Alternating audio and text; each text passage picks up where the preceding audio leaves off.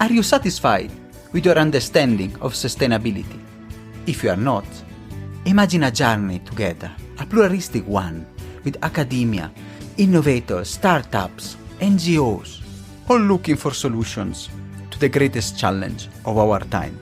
My name is Samuele Tini, and this is the Sustainability Journey.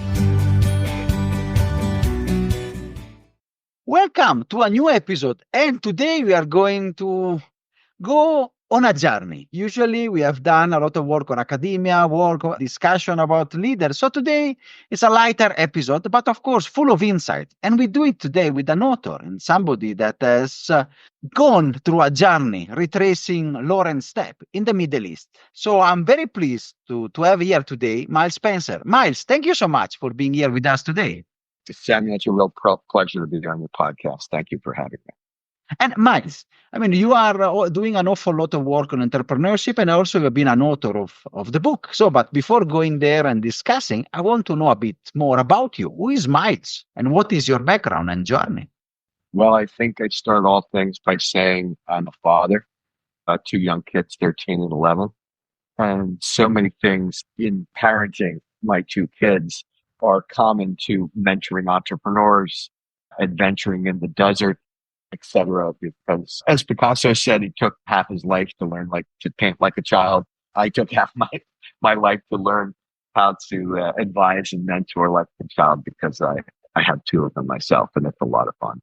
I'd also say I am not a historian. Some people that have read the book think that perhaps I am. Wells and I are lovers of history, and we like to tell good stories, so we're storytellers, but we're not actually academic historians, and that's important to note.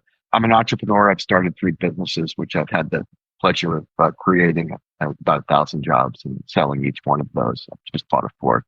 Also a adventurer, and I think that really stems from just being a curious person my entire life. How does that work? Where does that go? Would you do that again? I just love it. Asking. Yeah. And asking question led you to and inspired you to go and write a book about A Line in the Sand. Can you share a bit some insights on the book? What is about? Yes, it really was asking questions. After our 9/11, I still do live in New York metropolitan area, close enough to actually see the Twin Towers when they stood. And I just could not fathom why this happened. Who did this? What were they thinking? Why were they so upset? Where are they from? Etc. Of course, everybody's asking those questions as well. And I read a book by T.E. Lawrence called 7 Pillars of Wisdom. Very interesting book about Lawrence of Arabia. Many people know him from the movie, but he was the British champion of the Arab Revolt during World War. And what impressed me, among many other things, about that book was that he was really the first Westerner that I knew that understood the Arab soul, the culture, the motivations, the history, etc.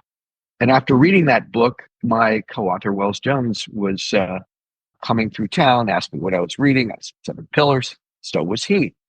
And why were you reading it? Well, we were reading it to try to figure out a little bit more about the Middle East. And he said, well, what do you think's next? He's curious too. And I said, well, I guess we have to go. And so Wells and I got an invitation to speak at a YPO in Riyadh, Saudi Arabia, because I had published a previous book on entrepreneurship. I guess we did a pretty good job.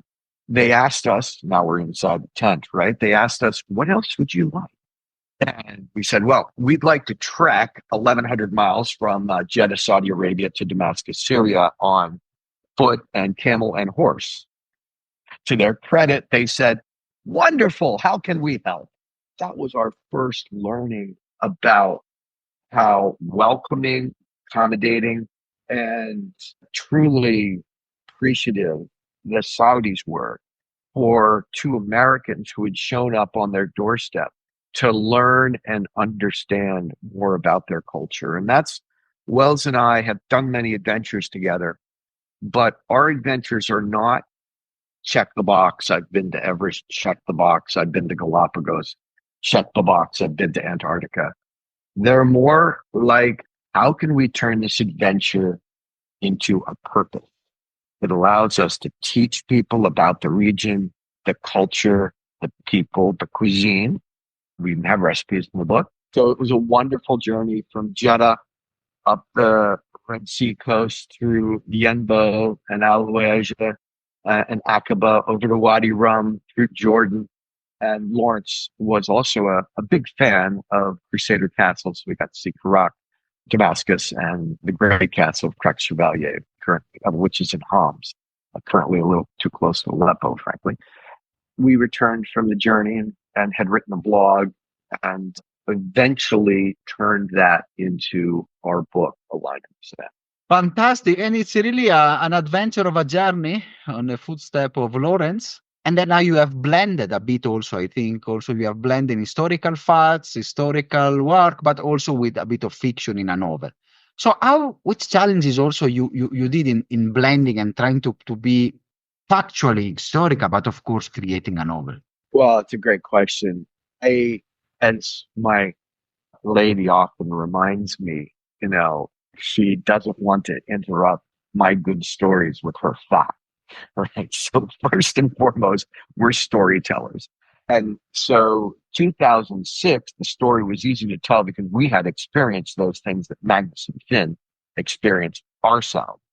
And it also goes back to 1918, which is the history part of it, observing Lawrence on his trek and how he interacted with people of the Arab Revolt. So we really had just those two periods, one specific history, which directly related to 2006 and to today. And one of our conclusions that we share is that the strife in the Middle East today didn't originate on 9/11. It didn't originate on October 7th. It originated 100 years ago in how, at the end of World War One, primarily Britain and France carved up the Middle East as they saw fit. And it's caused trouble for us ever since. I will add this, Samuel. The reason it's historical fiction is the way that we travel between 2006 and 1918 is we have a time travel device. And as far as your listeners know, that doesn't actually exist, although I may file a patent someday. In any event, it allows us to get seamlessly between the two periods and observe firsthand what's going on. So I will admit there is no time travel device in that. No, it's interesting, and is fictional novel. They have this type of allowance to go around. But I want to go back to what you said. Usually, the Middle East, since you have mentioned the movie, the famous movie about Lawrence of Arabia, and many other movies that have been around, have captured the Western imagination. I mean, for centuries, from books, for discussions, and other. But nowadays, especially now, it's often associated with what? With conflict, tensions, and strife and fighting. So, which message? I mean, do you think that you hope or you envision that your readers take away about Middle Eastern culture and history? You're right. So much of the headlines, so much of the media covers the conflict, covers the differences in position and opinion between the peoples there. And our experience was entirely different from that. So we just share our experience. And that was one of amazing commonality between the religion. The religions of the desert are remarkably similar in our opinion. And I'll give you an example. Chapter 6 of the book, we're in a location called Magar al-Shab, which is on the northern Saudi border, not far from Jordan, not far from Israel, literally almost line of sight to each of them. And our guide, who didn't speak great English, kept telling us about Ibrahim and Ezra and Hagar. And I said, well, these disciples prophets sound very similar. Where are you getting these stories? And he said, oh, they're in the Quran. I said, well, if I'm not mistaken, they're in the Bible. And so we found a Talmudic scholar who was in Jerusalem, a friend of ours, and we played top 10 prophets. So how many of these prophets are actually in the Torah as well? All 10 of them.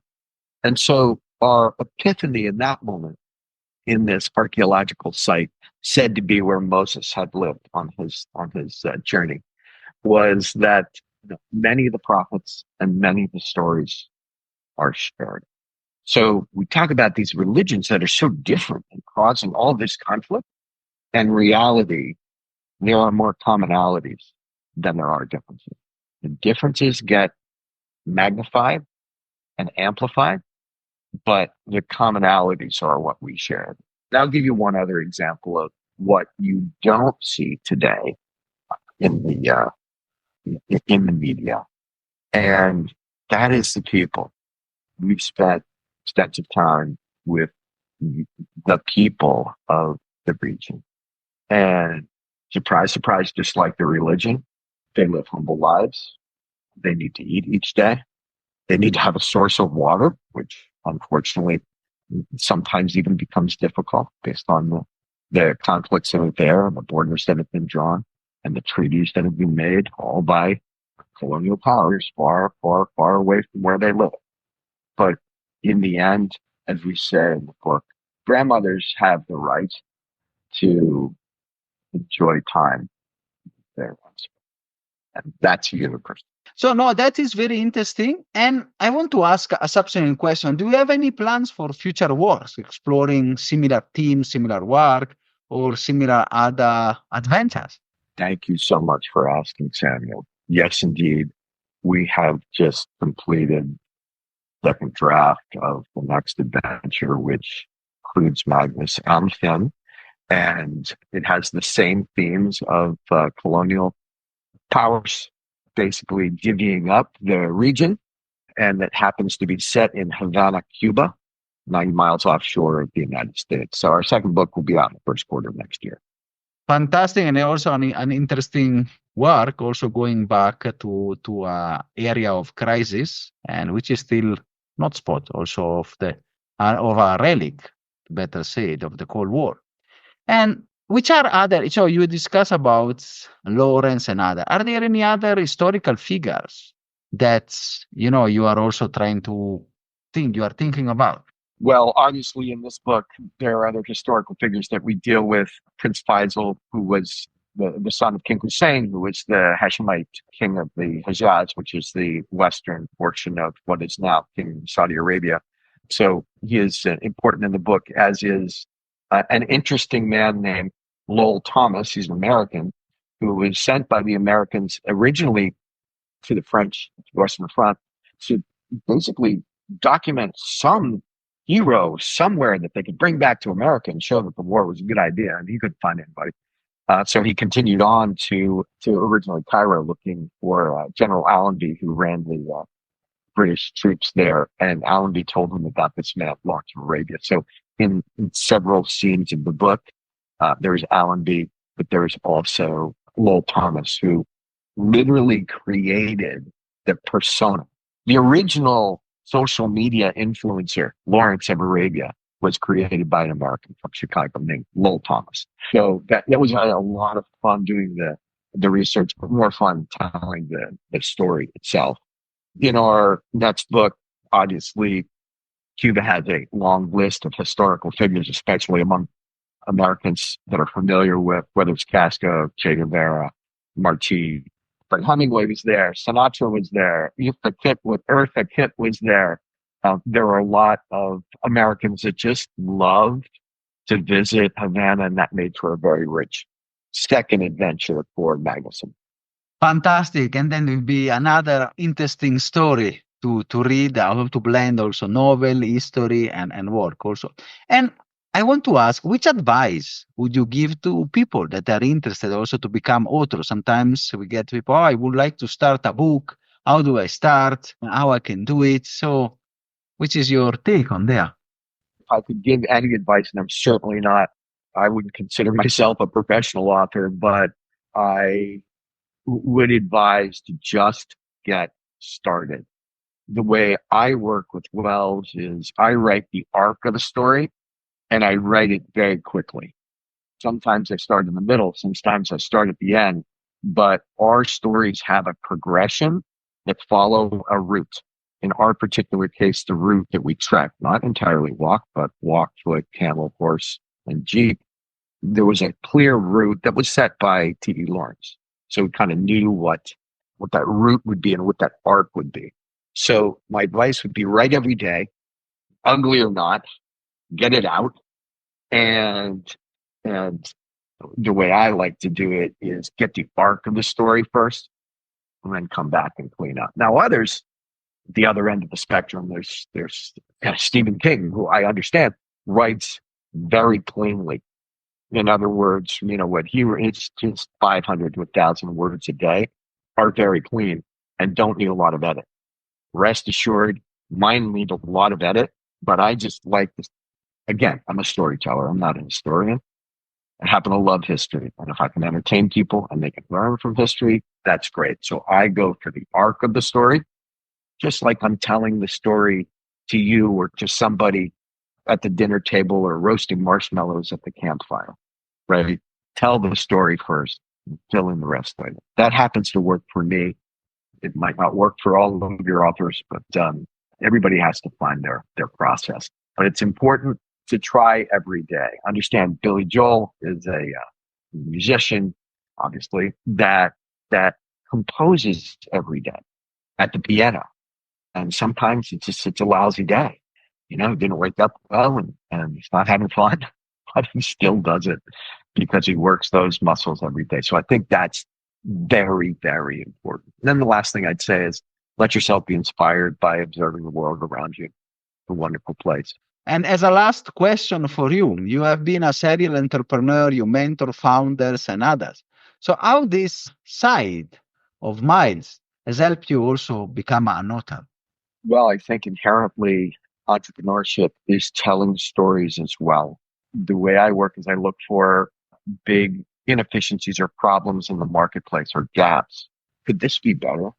Could this be simpler? Is there a way to apply technology or some new process that allows this to be better, be faster, taste better, etc.? And so once you identify that gap, you need to tell a story about that gap. What's the problem? How are we going to solve it? How's that going to make your life better? It's a story. You need to tell that story to your customers. You need to tell that story to your investors. Sometimes you need to get up in the morning and remind yourself of that story. And so you need to tell yourself that story, right?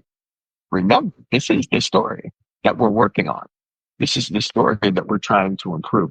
So in the end, Samuel, I was on panel. I had this question yesterday about AI and how access to information across the world is going to be available, or arguably is available, to everyone today.